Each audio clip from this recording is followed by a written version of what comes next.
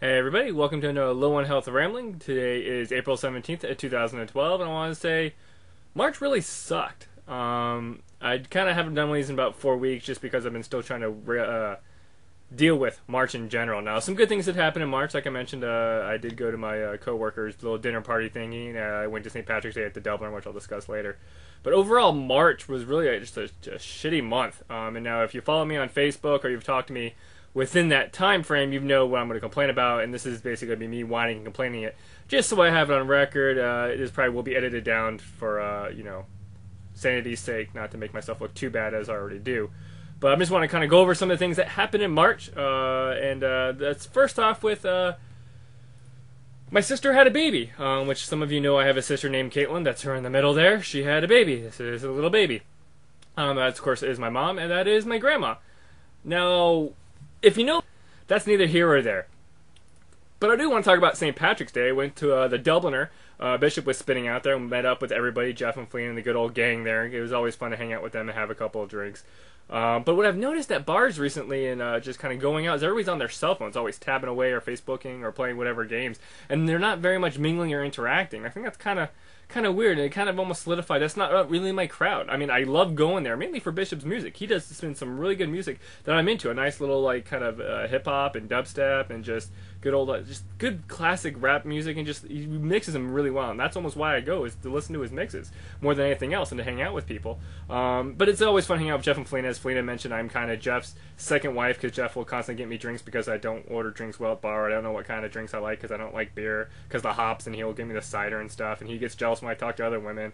But it's just really cool hanging out with them and whatnot. And even afterwards, I hung out with them basically at their place afterwards to kind of sober up. It's just kind of cool hanging out with those two people, which is actually going to come up later on in this thing.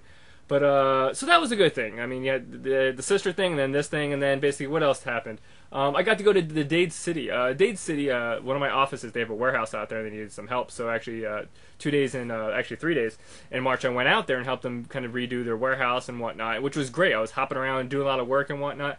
And I've always wanted to go out there. I got to take 52. It was a nice scenic drive, in which case St. Leo University is actually a real university. That blew my mind. I didn't know that I actually had like a place. But I love the drive. I think I more or less love fields and the country kind of more than the beach, which I always thought I was a beach person, but whatever. The drive was great, and the Jeep top down, lovely. I got a nice tan now. But the problem with that, hopping around and doing everything, that weekend after I did all that work, going up and down stairs, moving boxes and stuff, my legs were killing me. My knee was killing me, and I started to realize that I'm getting old. I can't do all the things I used to. Like, I couldn't probably play DDRs once I used to back in the day. I'm not going to say I'm out of shape. I'm just getting old, and coming upon that realization is just very depressing in general. And then actually the next week they had me go back out there, and I'm like, well, luckily my legs healed up. But I did enjoy going out there to Dade City, and it actually gave me a chance to kind of drive around 41 and kind of see what's all out there, and I enjoyed that. I also want to talk about, I recently found out what my new credit score is. If anybody's wondering, I had a credit score of 826 before I foreclosed. That's how I was able to get the Jeep and everything. And that's basically, I earned 826 by doing the mortgage and everything and doing payments. I have a great credit history. I recently learned that my credit score is now 577, which isn't bad, but I have that big black mark of now having a foreclosure on it, which I actually will mention later on in a couple seconds here too, about the house. So it's not that big of a deal. My credit cards have actually lowered their limit, which is probably good, but it's just kind of one of those things you're like, oh, I guess it's better to know your credit score than not know your credit score. And it's not bad credit. I mean, high 500s is still not that bad. It's just I do have that black mark there. Speaking of, that was kind of, I learned that afterwards, and this is kind of chronologically going through March. Basically, copper, somebody broke into my foreclosed house that I do check up on every now and then. They came in through the window. They basically were able to bow the window frame and move the window up, and it basically stole all the copper from the AC unit, thus rendering it completely useless. So that sucked. So what I had to do then, I had to get the sheriff's department out there, but that kind of motivated me to basically, now I know that people know that house is marked, I basically turned off the water completely, shut off the electric, which was kind of cool, because with the water I get my deposit back of 100 something, which is nice. Electric, no deposit, because I had good credit then, still had good credit then. And then basically what I noticed is after I did that, I noticed that the screens on the side of the houses looked like they were being tampered with again, and I was just getting really paranoid, so I decided to put basically screws in all the window frames so they couldn't open up the windows anymore. Which was interesting because before they just pulled the screen to get into the patio door because they were trying to get into the sliding glass door, which I secured the last time it was broken in.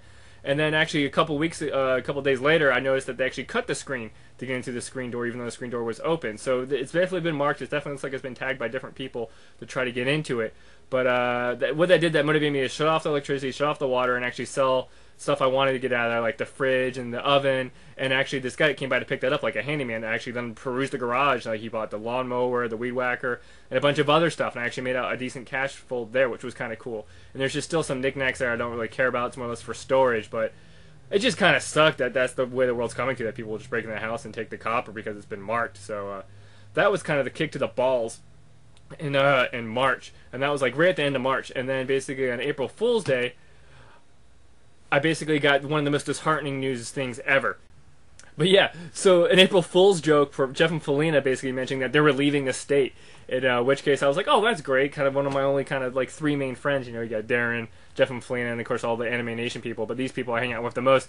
Like, oh, we're leaving. I'm like, oh, well, this is just marks the greatest end to my March. I was kind of hoping that the whole March was one big April Fool's joke, and I was going to wake up and be like, oh, okay, now it's really March, and that was all one big joke, because overall March just wasn't really that great. It made me realize a bunch of things that I wasn't happy with myself or happy with the life, and it was just kind of but you know, March is over. I can move on now. I know what my worst month in a very long time will be, and probably will be for a very long time. March was just a horrible month.